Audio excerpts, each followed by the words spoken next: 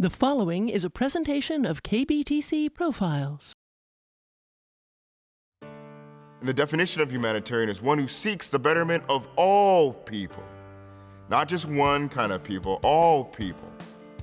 If someone were to write a book about Kwabi, it would say Kwabi the Humanitarian. Above all things, that's first. I find strength in that and pride in that.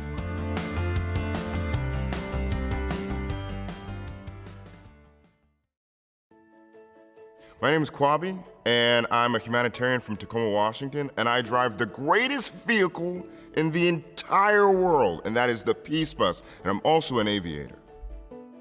I was born in Reno, Nevada in 1990, July 3rd, and shortly after I was born, we moved up to Tacoma.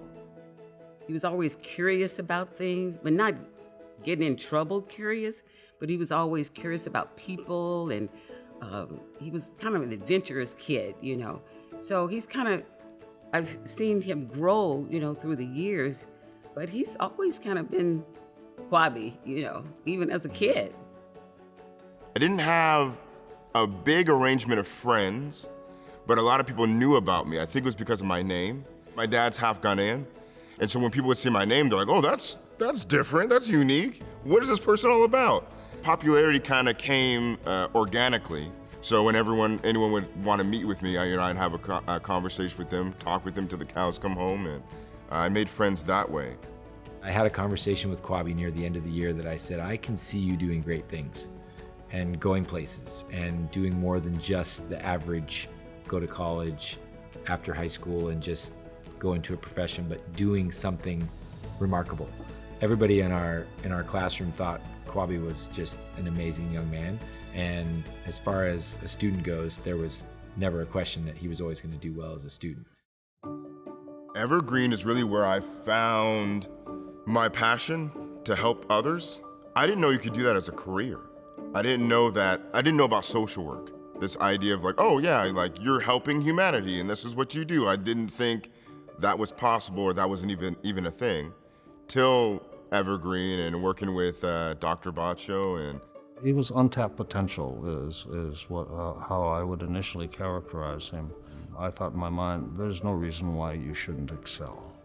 I told him to quit half-stepping, that you're not fulfilling your potential.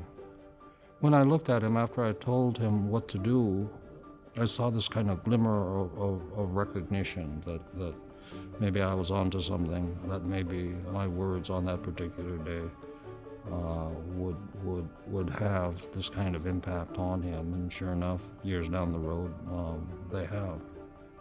So that's good. I'm proud of that. I first saw him when he was down at Wrights Park.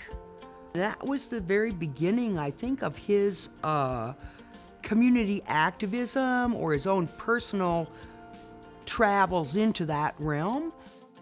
when I was first starting the Peace Bus, my first humanitarian campaign, was a sock drive. I went to Costco and got $500 worth of socks, the nice thick socks, Kirkland socks, right? I went around places in Tacoma, giving out socks to people living on the street, people in shelters, and people in congregate care facilities. A year later, I'm at one of the shelters, and I'm hanging out, I'm giving out food to some people in need or whatnot. And I'm talking to a gentleman, and one guy comes out of the shelter, and he's dirty, like head to toe in dirt, like he had been rolling in mud or something. I don't know what he had been doing. And he goes to sit down near me, and his pant legs rise up, and he has the whitest socks. And I turn to him, and I'm like, yo, you got some nice socks. And he's like, yeah, a year ago you came with that blue van and you gave them to me. And he's like, these are the best socks I ever had.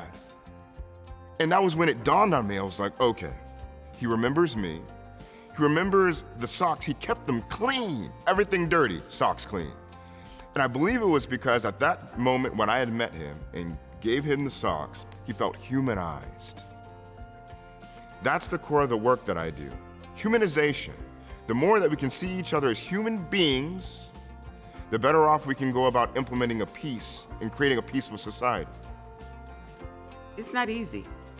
You know, people see him and they see, you know, he's a young man, he's got a lot of energy, and he does, but they don't know sometimes what's happening behind the scenes in terms of what he has to face every day. That's not easy to do that. But when you have a support system that's behind you, you have someone you can talk to, friends you can talk to, he has family you can talk to, he has me he can talk to. And so when you have people behind you building you up, that helps a lot, because a lot of young people don't have that. Your voice is an instrument. The way you say something can get people interested in what you're talking about. And if we can use our voices and use it for something constructive, use it for the most important thing of the entire world, that is peace, I think that it's noble.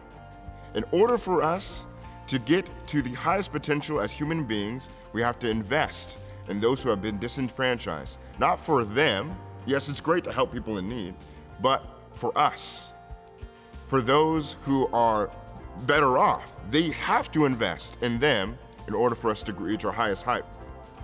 But what are your skills and what are your talents?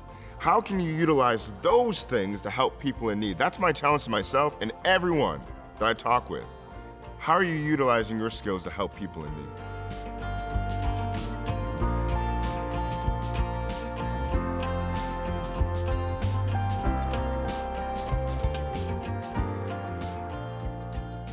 Funding for this edition of KBTC Profiles provided by the KBTC Association. KBTC profiles are available at kbtc.org.